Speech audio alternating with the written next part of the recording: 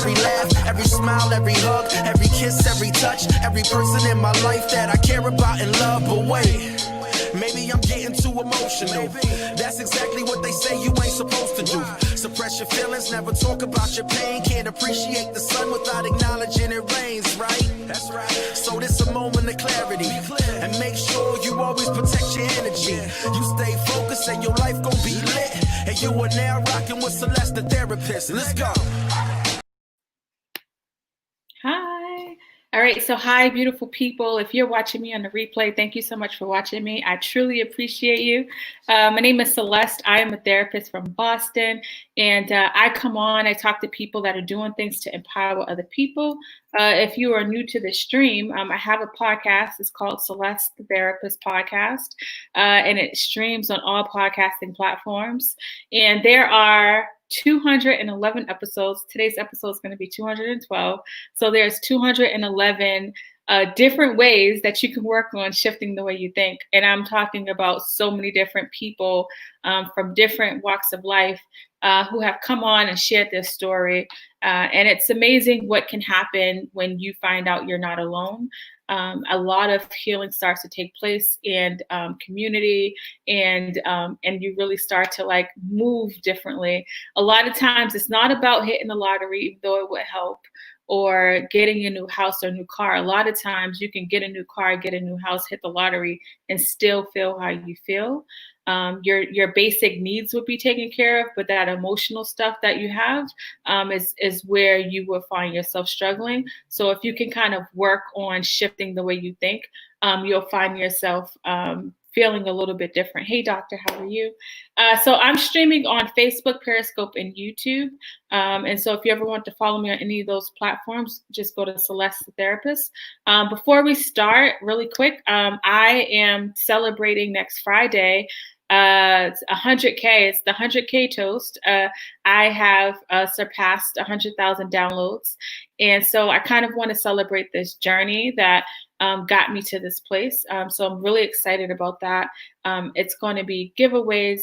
There's sponsors and music and games. It's going to be a real good time on Zoom. So a relaxing time for people that are going to attend.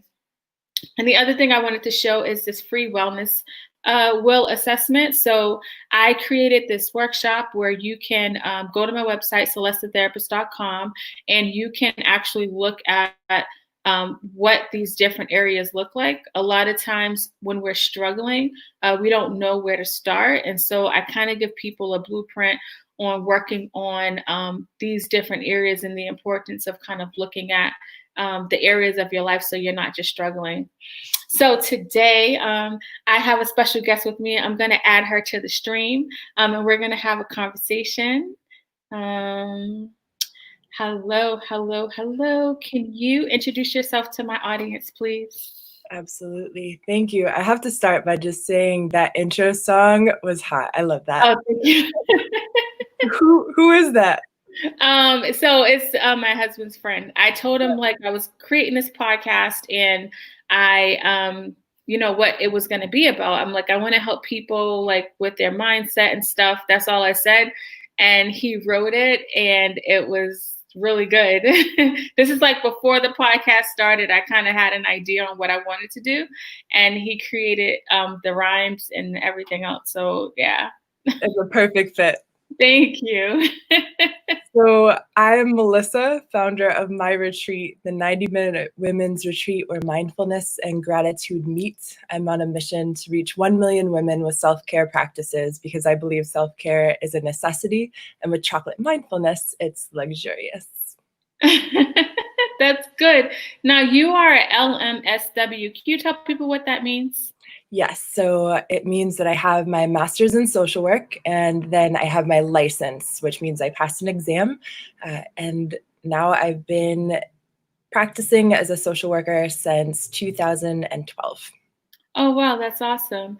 And you said just now that you're on a mission to help 1 million women. Tell me how this idea came about to really work with women around self-care. I love I seen that on your website, that self-care is a necessity. not a luxury. Tell me about how that came about for you.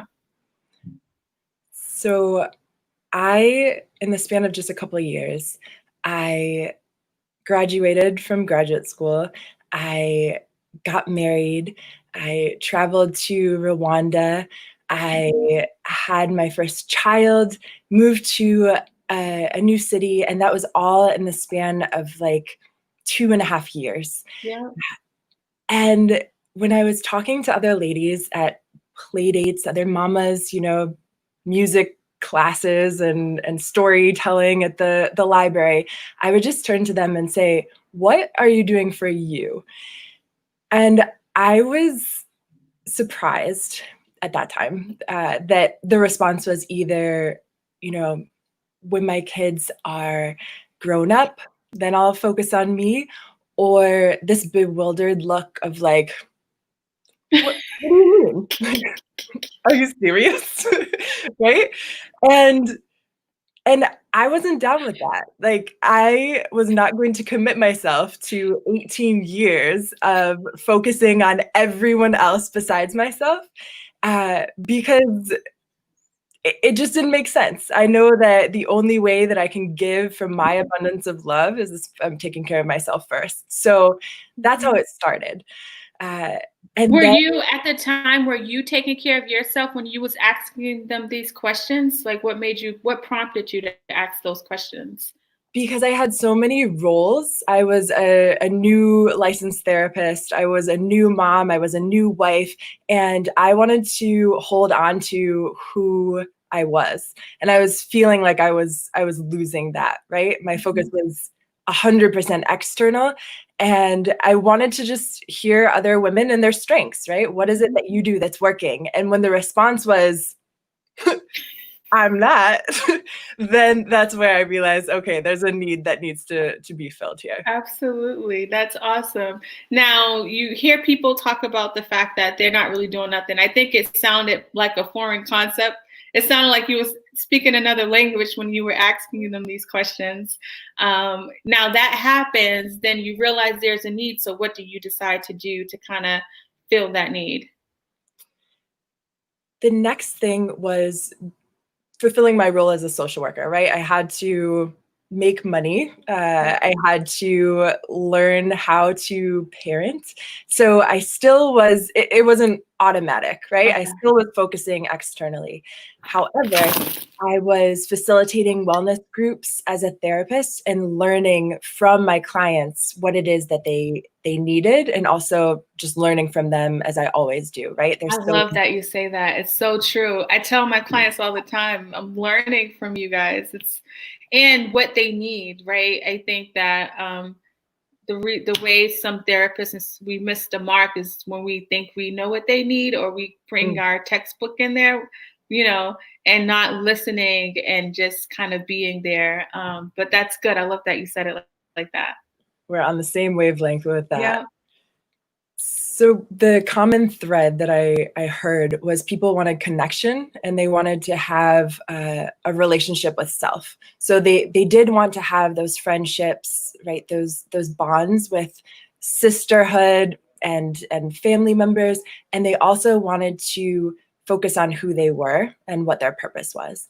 So I carried that with me, and on my 30th birthday, I decided that I wanted to try it out. And the best way to do it was collecting 10 of my closest friends. I rented out a yoga studio and I said, listen, I have this idea. It's for 90 minutes. Join me. So we did the mindfulness, the gratitude practices, and their response afterwards was, number one, that felt like so much longer than an hour and a half. Number two, when is the next session? And number three, you have to charge. And so that was where, I realized that there was this need that was even within my inner circle. Now, you said the mindfulness and gratitude. Can you explain? Because both of those things are like, when I hear you say it, I get excited because that's something that I'm trying to teach people about, how it can really kind of shift their thinking when they can pinpoint daily things and that they're grateful for. But tell people like why those two things are powerful. Well, I have to say that you do it really well in your book, right? Focusing on gratitude every day. I am using that. I am writing about my emotions, and I'm so excited within a year to look back and see. Oh, that's that journey, awesome. right? She's talking about my, so for people that are listening, she has my guided journal, 365 Days of Intentional Living, that I created. So I'm thankful for you for bringing that up. I always forget about that. I think she's looking for it. So I know exactly where it is. What I'm trying to figure out is why my outlet isn't working. So we're gonna roll with that. But just like we all need to charge ourselves with self-care, right? This computer needs to stay charged as well. So so you're asking me, how do I do that, right? How do I have the women that I work with focus on mindfulness and gratitude on a daily basis? And that's the key to it. This focus, my retreat, is brushing your teeth, right? Super simple. If you don't already have a toothbrush, I highly recommend you invest. That's great returns, right? So you take the toothbrush and you hold the toothbrush in your hand, noticing its weight, looking at the colors, the textures. As you put on the toothpaste, you're going to smell the scent of the toothpaste. You get the flavor of the mint or whatever flavor it is that you choose. And then of course, the feel of the bristles on your mouth, on your gums, on your tongue. And it's 2 minutes of, hopefully, 2 minutes of mindfulness twice a day that you're not taking away from anything else, right? It's not like you're adding something in. It's just what you're doing already, but you're doing it intentionally. You're not doing it while you're putting on your mascara. You're not doing it while you're telling your kid to get out the bathroom. Like, it's just your time for yourself. And there are so many ways to do this and focus on our daily routine, what can be incorporated into it that already exists. Now, I really enjoy the fact that you are using something that people are already doing to work on their mindfulness routine. Tell people like how being mindful intentionally can help change their outlook on themselves and their lives. I'll let you plug it up. I know you're trying to plug up the computer. I couldn't tell you what is going on with this, except that I might have to switch over to my phone. Does it work on a phone? It does. I'm glad to hear that. I may see you there soon, because my charger, man, you know, what I have to say is what really helps with mindfulness, what's helping with me as a therapist, meeting face-to-face with clients, right? In the community, what really helps is mindfulness, because in this moment, I think that someone's thought could be, you know, oh my goodness, I did everything I could to prepare. Everything was supposed to go smoothly. And then, you know, whatever happens. Right? But with mindfulness, it reminds me to think this bigger picture. It's that mindset shift of like, my kids are healthy, right? My business is doing well. I have women coming to the retreat tomorrow. All of these things that I'm grateful for and I can remind myself about, that makes snafus like this lovely one just seem, you know, possible to overcome, easy to let go. Yeah. And so that's what I love about mindfulness, is just being in the moment, recognizing the present moment and all of the beauty that exists, even when there's ugly all around us, right? Yeah. You want me to I'll let you get on your phone. Do you want to get on? Okay. For a minute. I'm going to see what's. Okay. It's okay right now. Okay. If you disappear, I know your computer died. I'm going to just get it up on my phone. Okay. Now, we just talked about mindfulness and how it can really change your outlook. I like the fact that you just used this real life example that is happening in this moment, where you can literally just freak out, but instead you're practicing gratitude, and you can't do that if you're not mindful. So that's why it really helps to shift the way that you think, really.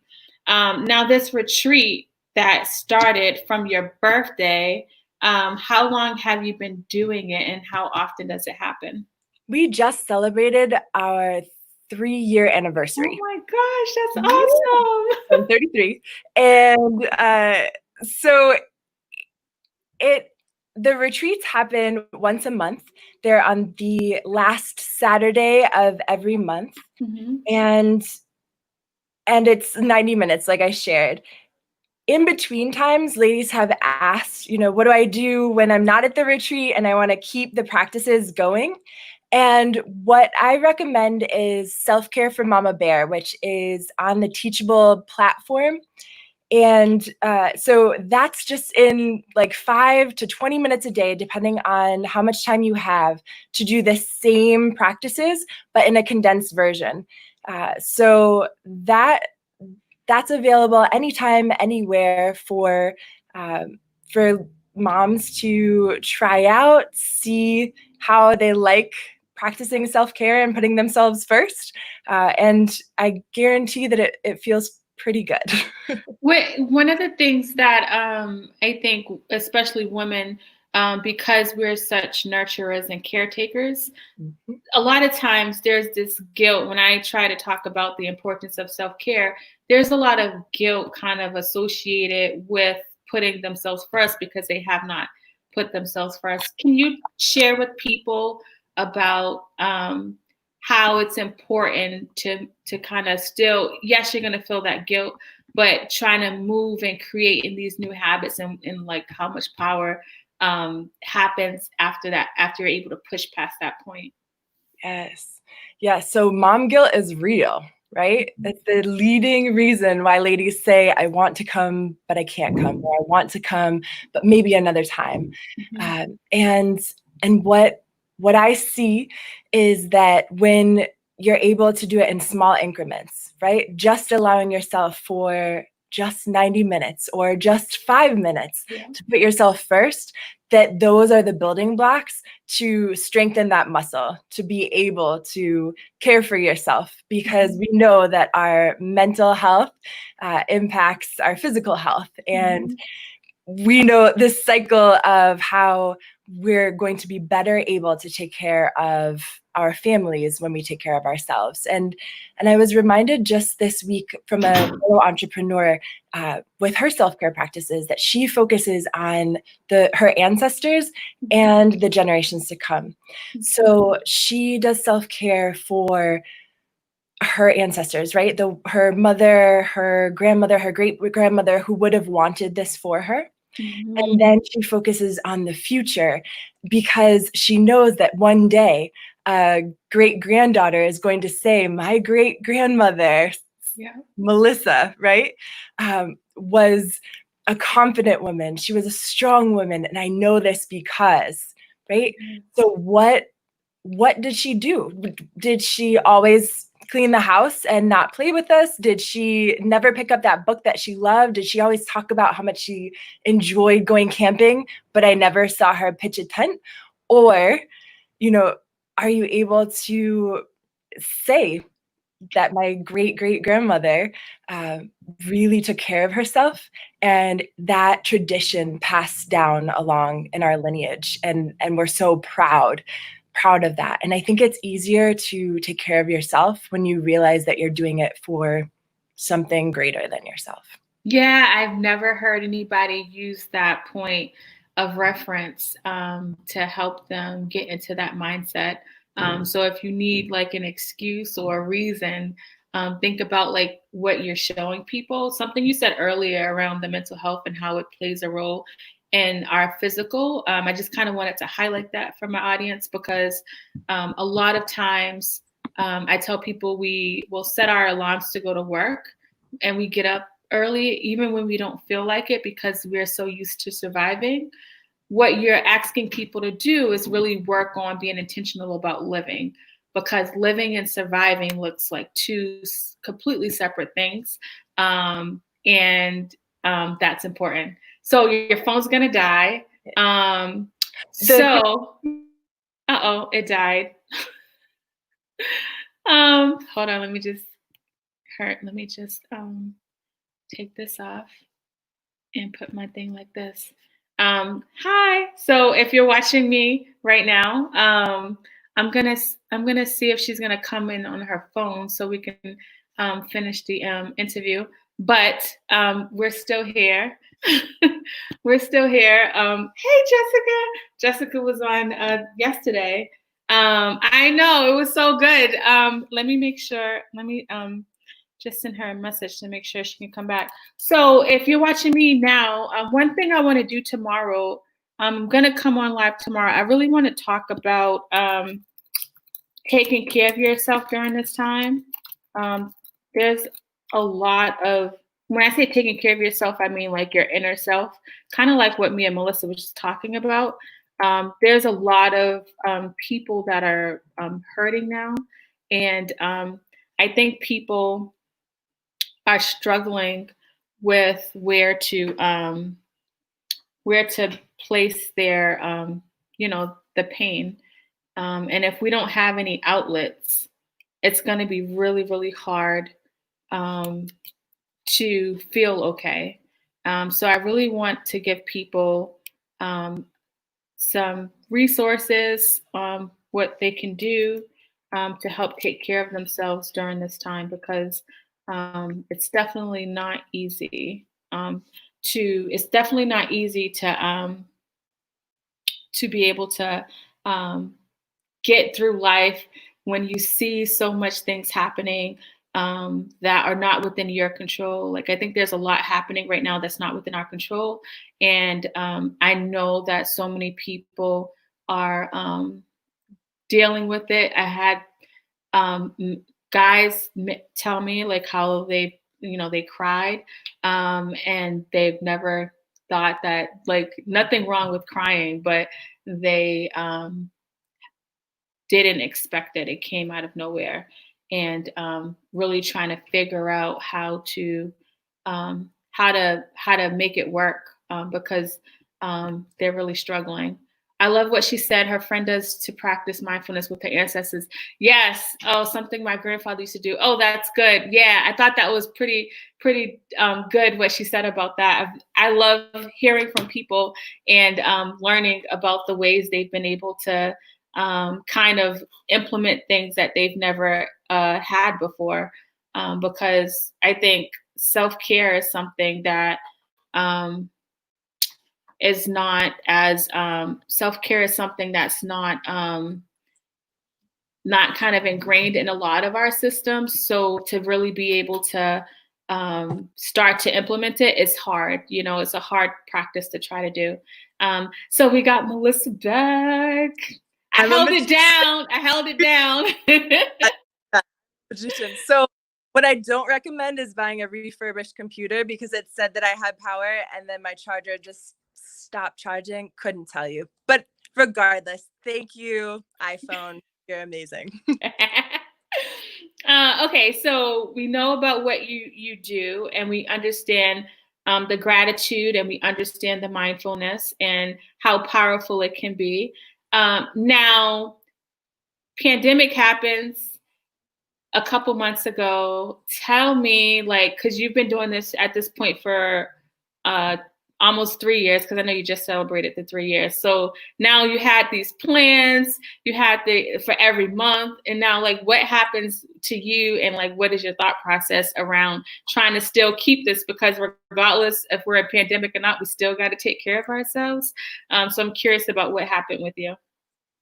So some ladies were reaching out to me and saying, I understand if you need to take time for yourself. I understand if you need to rest, but we need a retreat. Like, we need these self-care practices. What can you offer? And so that was just not only humbling, but definitely a motivator to quickly shift online to a Zoom platform. And of course, my thought went to, I give gorgeous journals. I provide chocolate. For the chocolate mindfulness, I have opening routine where we have these grapefruit scented face wipes that you're focusing on washing away your negative thoughts before you enter our retreat space. We have our blueberry virgin mojitos. Like, I can't make that virtual, right? Melissa, I want to come to the retreat. It sounds amazing. The recipe, though, when I was in Spain, that's where I got it, because back in college, I went with my friends out one night, and the person at the bar was like, "So you don't drink?" And I said, "No, I never have." And he was like, "I have something for you." And it was a virgin blueberry mojito. Wow. And like, oh, this is why I'm here. So, so yes, I wondered, how is that going to translate, right? And what I love about this experience is that the responses to the online retreat experience met or exceeded the testimonials from the in-person. And what I learned from that is that it truly has nothing to do with those tangible items, right?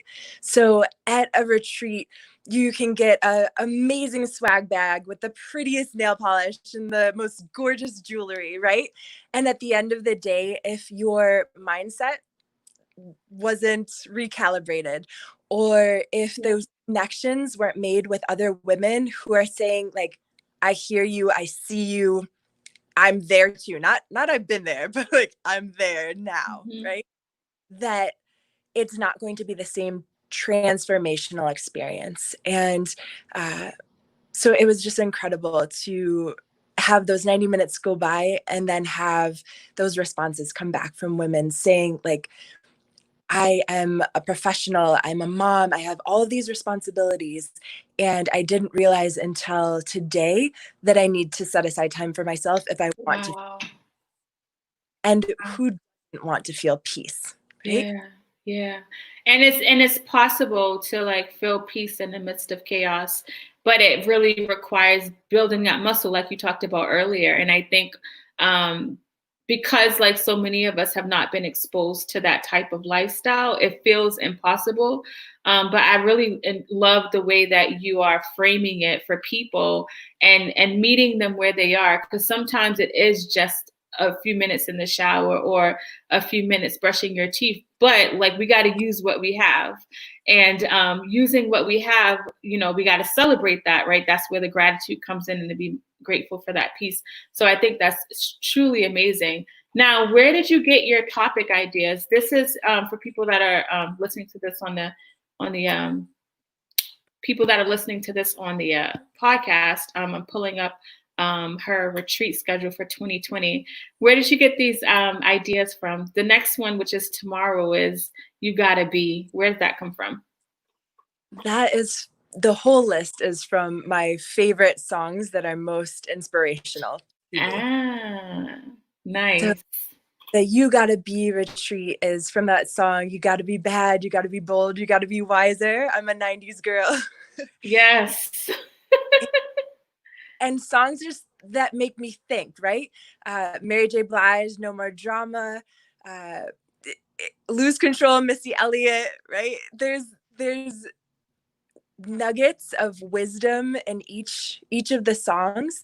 And although we don't play them at the retreat, I encourage women to listen to them ahead of time so that we have some sort of a foundation of what our focus is, what it is for the retreat. And of course, every retreat, not only does it go a completely different direction than I ever could have imagined that it would go if I were going to sit and try to plan exactly how the retreat would happen, but the right people at the right time come to each retreat. So on a day where I've had 16 ladies in attendance for those 90 minutes, it was powerful. Because there was that sense of community. It was a business retreat, so it was all of the supervisors for a large organization, and it was enough. It was what they needed. I've had one woman, so a woman who before COVID-19, she lives in Massachusetts, and she said, I need to do this virtually. can it happen? And I'm on a mission to reach 1 million women. So one additional win gets me closer to that goal, right? I said, absolutely. So I did an additional retreat that month. And for 90 minutes, it just felt like it, not only was it intentional, right? Our time together, but it was exactly what each of us needed in that moment. And that's what setting your intention is about. Because if I were to set my intention and say, every time I want to make sure I have exactly this number of people, or every time I want to make sure that all of the women are in their 30s, then it doesn't bring any support or life to the group to have my expectations being met. But we always use cushions, floor seating when we're here in person, and we sit in a circle. And the eldest woman who's attended was 94. Wow, I love that. She attended virtually. And the eldest woman to attend in person is 83. And I had this chair, like I brought it specifically for her to the space. And I just said for everyone, if there's anyone who wants to use a chair to sit up higher and be more comfortable, it's available to you. And I wasn't even looking directly at her. And she was like, I can still sit on the floor. Sat down with us and talked about her childhood, the garden that she was like raised in, right?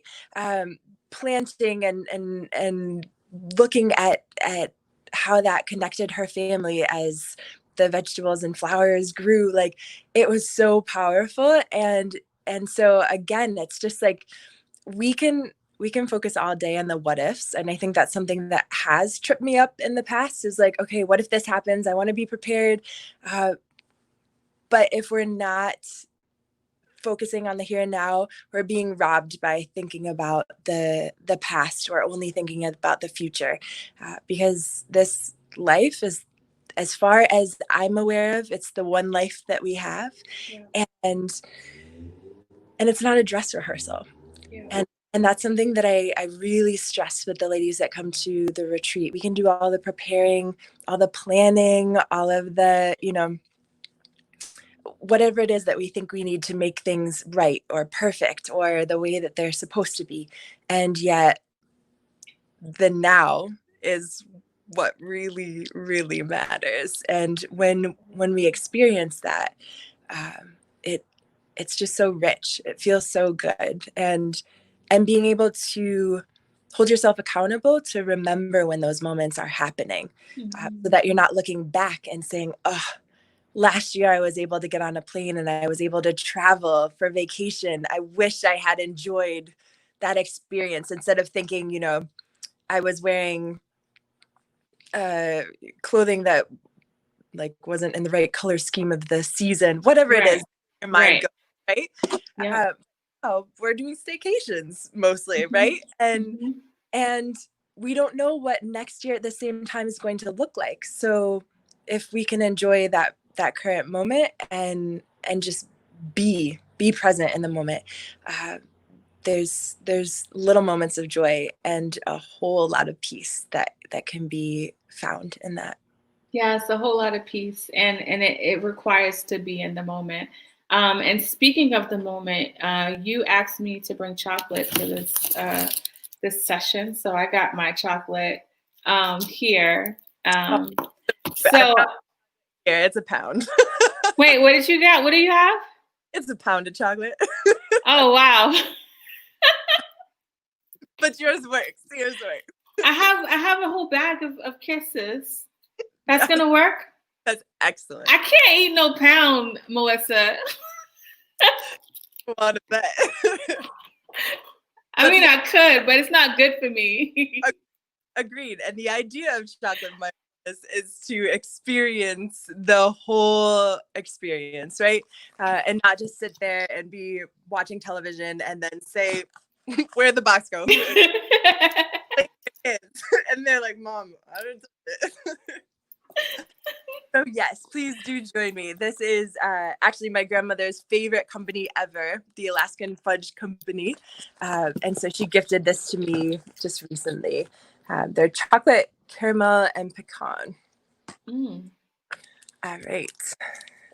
So as you take the So for chocolate, people listening to this, Melissa's gonna do a mindfulness chocolate moment. I got really into the moment and I was already thinking I about the know chocolate. you are. In it. I'm in it. So yes, at every retreat, I offer this guided mindfulness around chocolate. And the reason why we do it is because I don't know too many people who don't like chocolate. I So know. it works pretty well. But also anyone can take a Hershey's Kiss and keep it in their purse, right? Whether appropriate, right?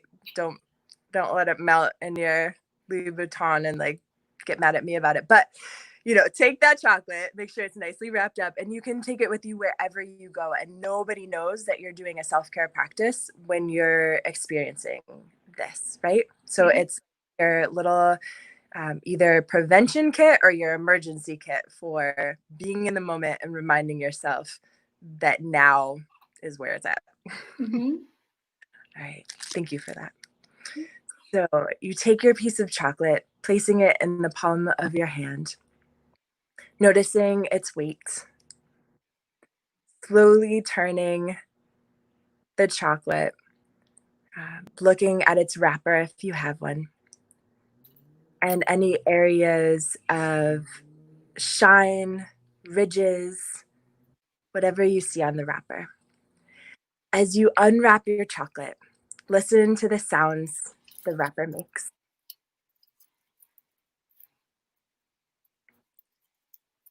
Now placing the chocolate on your hand, looking at any areas of shine, of dullness, any areas that might be considered an imperfection, and just noticing it as it is. I have some little bubbles on mine, and on the bottom you can see what's on the inside, little peephole. So taking this chocolate, bringing it up to your lips, notice any changes that might be happening in your mouth. It's getting watery.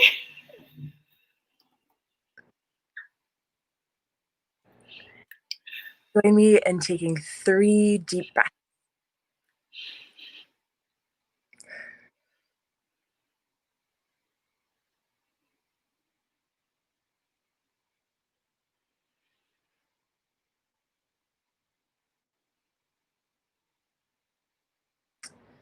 Take your first small bite, allowing the chocolate to melt on your tongue and rolling the piece of chocolate around your mouth, noticing if there are any areas that register the flavor differently on your taste buds.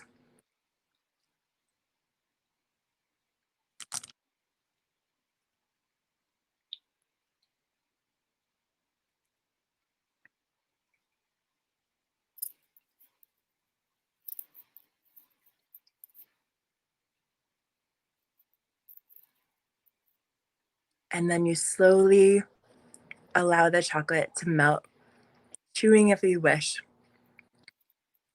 and recognizing the flavor slowly dissipating, but likely lingering.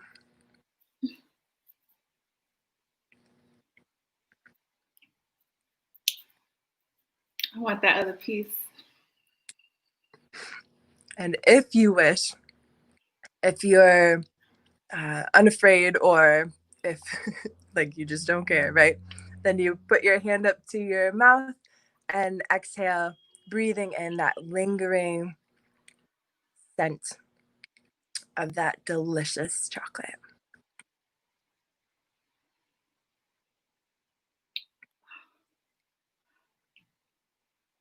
And the smaller the bite, the longer the experience, right? So thank you so much for joining me for that chocolate mindfulness. So that was good. You did it wrong, Liz. Wait. No. So, for people listening to this on the podcast, that was amazing. I'll tell you, as you talked about like putting it here, my mouth was like watering. Mm-hmm. My mouth was watering for it. And one reason why I love that part of you saying notice what your mouth is doing, because I talk to people a lot about body sensations and how our body responds before like logic kind of responds. And I really want people to get more in touch with their body and how their body, the sensations in their body happens, whether we're experiencing pleasure or if we're experiencing pain. There's a reaction that happens that a lot of us aren't really aware of. And the chocolate is like a good experience, right? And I can just feel it happening. So yeah, that was really good. Thank you. And it was such a little piece. I usually just pop these little things in my mouth, but now I'm just like, that tastes so good. It was a different experience. That's amazing. I appreciate you doing that with us here today.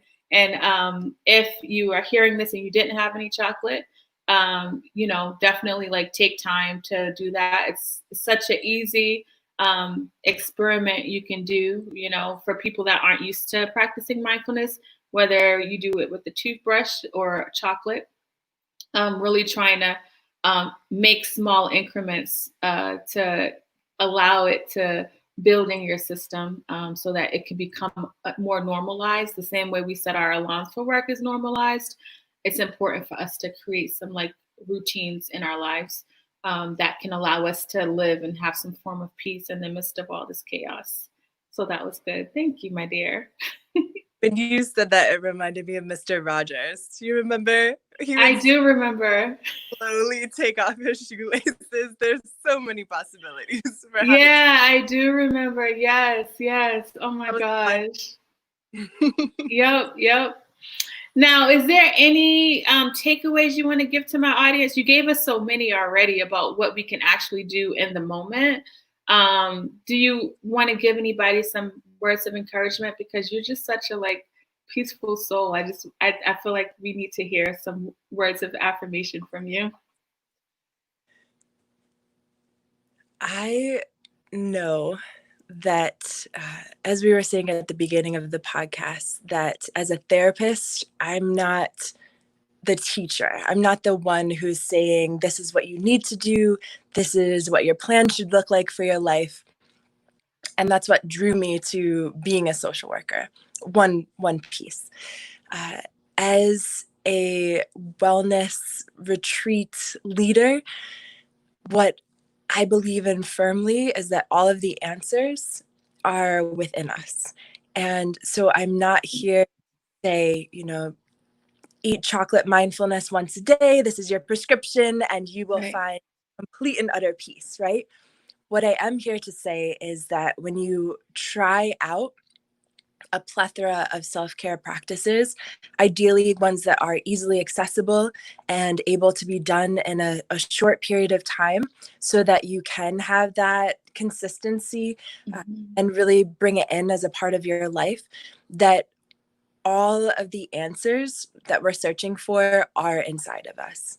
So I just ask that we remember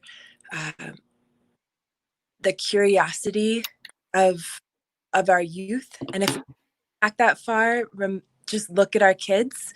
If you have kids or nieces or nephews, they can sit and watch a ladybug cross a leaf for 10 minutes, right? And they just have this feeling of awe and admiration for this little critter. And that's something that we forget or we push to the side because we don't believe that it's as important, or we're told what we're supposed to be doing, like shooting on ourselves. And if we can go back to the basics, right? Trust and have confidence in our ability to slow down and even be still. and to sit in silence every once in a while, Mm-hmm. the answers truly do bubble up. Mm-hmm.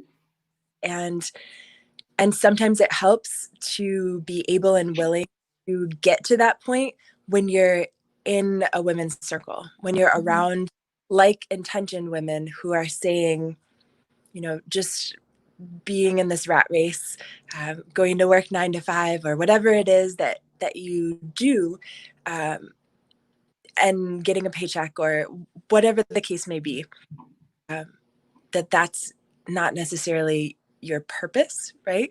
Like that may not be the actual reason why you were put on this earth.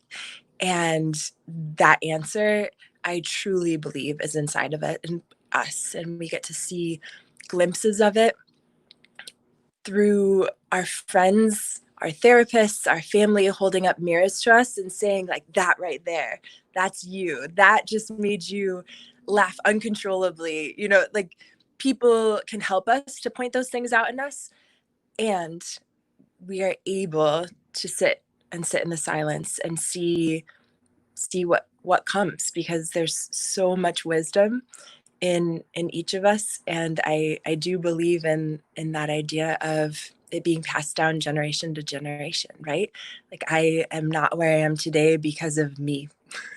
Mm-hmm. My mom, my grandma, my great grandmothers, like all of these women before me have brought me to where I am now.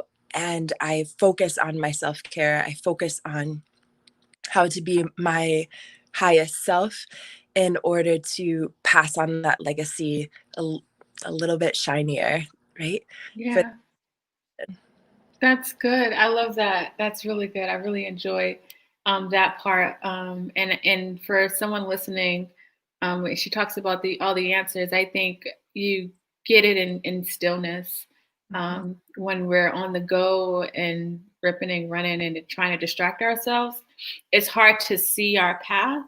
And I'm talking from personal experience. When I was able to slow down, I was able to see things differently, right? I think there are signs that we're given that a lot of times we dismiss because we're not still.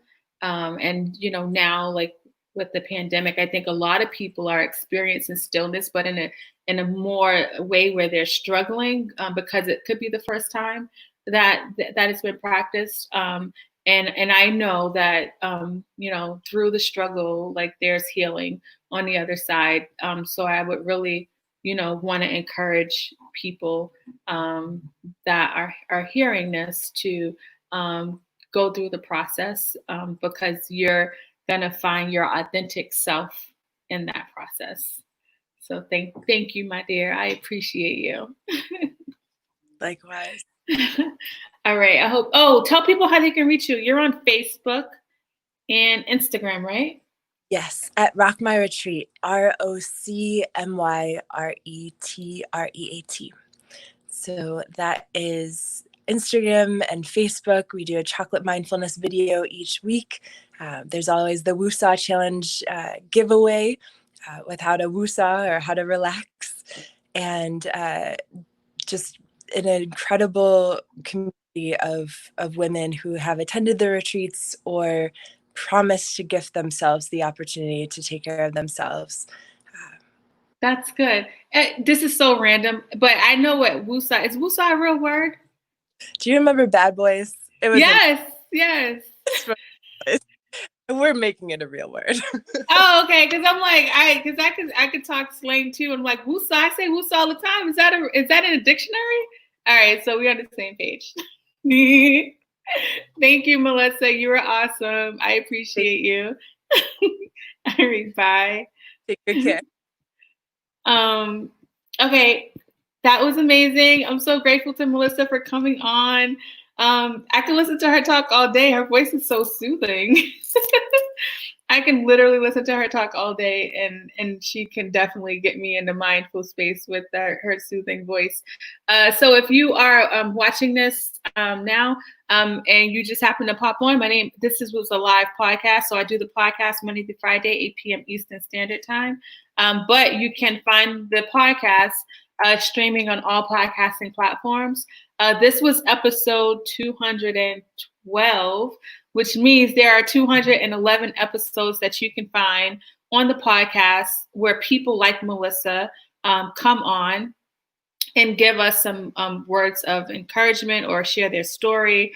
And one thing for me, it's helped a lot open up my mind and the way that I think about things. You hate it for her to end. I know. She's like, so, dude, if I'm in the middle of an interview and my computer's about to die, she was just so calm about it. Like, yeah, I'm gonna just grab my phone. And I was like, okay, that's so good.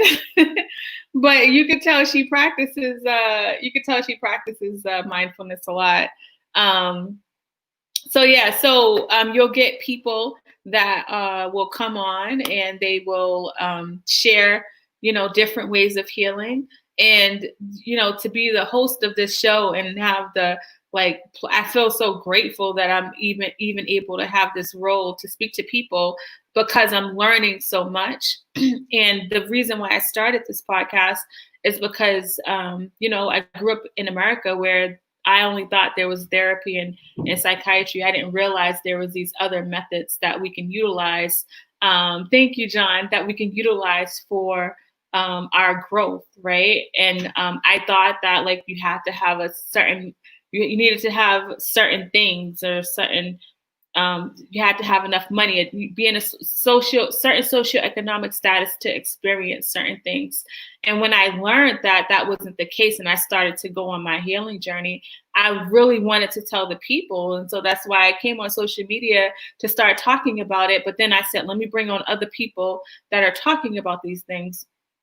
And so as Melissa was talking about just the idea of brushing your teeth and practicing mindfulness while you're brushing your teeth, I felt like that was something that you're meeting people where they are, right? It's hot. She speaks our language. She's meeting us where we are. We're brushing our teeth, and we can actually do it in the moment and try to build our way up into making it more of a habit and building that muscle. So that's really what I really want people to learn and understand. So thank you guys for rocking out with me. I'm going to come on tomorrow. I don't usually come on Saturdays, but I do want to come on to kind of talk about how to take care of yourself during this time. There's a lot going on in the world, right? There's a lot going on. And thank you so much. I appreciate you. Hey, Anthony. Hey, Anthony. There's a lot going on around the world. And one thing that I know is that we can work on having some peace. Sometimes it's not going to be consistent depending on what's happening, but I want people to know they don't have to allow what's happening outside of the world to change who they are or not feel like there's no control, because we can really create some systems within ourselves to work through some of the pain and the challenging experiences. And some of the emotions and feelings that we're feeling, I want people to understand that it won't always feel that way. And sometimes when we're in it, it's hard to think that things can get better, right? But I want people to know it can get better. And I want people to have hope. I want people not to give up. And so I think, educating people around mental health and how powerful it is to be able to work on yourself and to do the things that you can do for yourself and to shift your mindset around it. I think that's going to be huge. So thank you. I'm celebrating 100K really quick before I go. 100K. We're going to toast next Friday. I was able to reach over 100,000 downloads on my podcast. And so I'm grateful to everybody that continues to download, continues to share, and all of my amazing guests that continue to come on and trust me. They trust me to help share their story. So that feels really good. And so we're going to celebrate on Zoom next Friday. So there won't be a live podcast. We'll be celebrating. There'll be games, there'll be giveaways, there'll be music. And so I'm really excited to kind of rock out with y'all and kind of celebrate this journey that I've been on for a while. And so many of you guys, especially my Periscope family, have been along with me on this journey from the beginning. So you all know, yeah, you're going to be there. I'm excited. You all know the dedication and all of the things that I put in. I'm always transparent with you all about what I do, how I do it, how I feel when I'm doing it. So, every step that I took to do something, there was always fear associated with it, but I still pushed past it and did it anyway. And I want you guys to do the same when you're working on yourself. So I'll be back tomorrow, but then next week we'll have a whole new lineup. And 8 p.m. Eastern Standard Time, you can find me. Until next time, I'll talk to you guys later. Every laugh, every smile, every hug, every kiss, every touch, every person in my life that I care about and love. But wait, maybe I'm getting too emotional. That's exactly what they say you ain't supposed to do. Suppress your feelings, never talk about your pain. Can't appreciate the sun without acknowledging it rains, right? That's right. So this a moment of clarity. And make sure you always protect your energy. You stay focused and your life gon' be lit. And you are now rocking with Celeste, the therapist. Let's go.